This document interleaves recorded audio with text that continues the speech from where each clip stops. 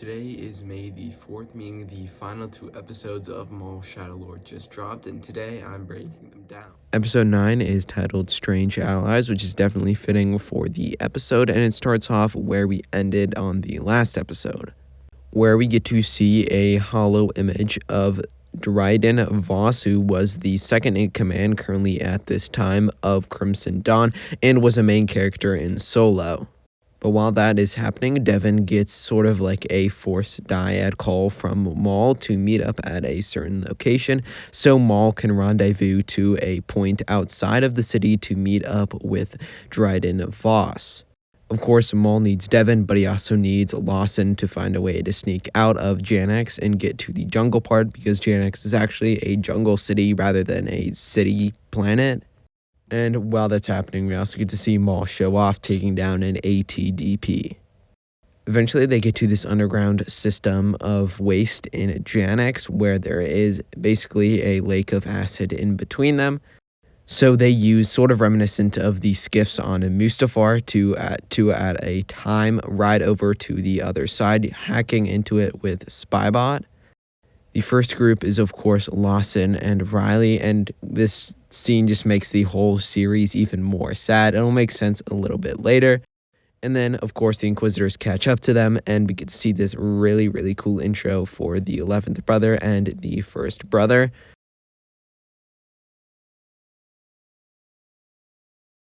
Our first of many deaths in these 2 episodes is definitely one of the saddest. We get to see Spybot getting slashed by Rock, which definitely sucks. I would love to see him in season 2, but of course we can't. And I definitely want to acknowledge Two Boots is a little bit sad because, of course he's a droid as well. And our second death is of Scorn, but he definitely doesn't die without taking out a couple TK troopers, which is actually a pretty cool death. This episode ending is definitely my favorite. Ruckcast goes and scouts out in the mist to see if anything is there. And of course, something is there, so it kills one of the Death Watch, or the Mandalorians. And of course, it also kills Ruckcast, which is probably the greatest intro in this entire series. Definitely the greatest ending of all the series. Ruckcast is definitely dead. You can tell by the audio.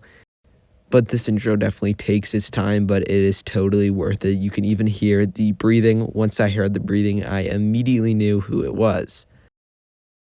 Of course, being Vader, and he does do that iconic slow ignition, which of course is very nice, with the mist behind it, so it does turn his entire background red, which is really, really cool. Episode 10 is titled Dark Lord, but I do want to note that Disney Plus, for some reason, just titles it Episode 10, and hopefully they do change it in the coming future. But the official title is Dark Lord. So Maul, as well as the 2 Jedi, basically all the lightsaber characters, try to stall Maul while everyone else escapes. Eventually, they make it out into the open with this cracked bridge, which I think is a really nice position of what we don't really get to see in Janx, of course, a jungle, and then what would have been a bridge. And I would definitely like to see some history, but by the end of the episode, we probably won't get any for season 2. There's also a really cool scene where Devon is fighting off both of the Inquisitors, and Master Ikudaki throws her his lightsaber so he can dual wield them, which is really, really cool. The rest of the group is cornered by these TK troopers with a really cool sentry turret, as well as a Lamba-class shuttle firing them from above. And eventually we could maybe see a death of Marok. It's not confirmed, but Master Ikudaki definitely pushed him off the side. Sadly, Maul betrays Ikudaki and even force pushes him into Vader, which is kind of crazy. But, of course, Master Ikudaki is not going to be able to hold up his own against Vader and sadly dies with Devon watching. And also, Maul throws him half of his lightsaber, sort of paralleling that with Ikudaki, but instead with that red blade.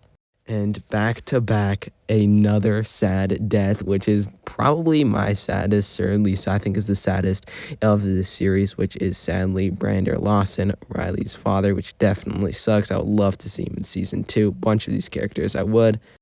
But eventually Dryden Voss' ship arrives, and they are able to escape, of course, with the sacrifice of a bunch of the main characters. And we get to see a final shot of that Vader, which I definitely like in this Maul Shadow Lord style animation. The final scene is Devon being handed half of Maul's lightsaber, and of course, she accepts to become Maul's new apprentice.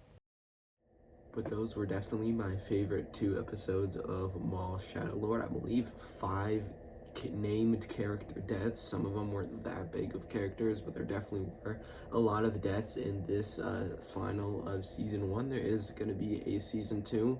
Maybe it will come around 2028, I would assume, but definitely makes me excited, and I believe it is actually officially the highest rated Star Wars project because season 1 is completely finished.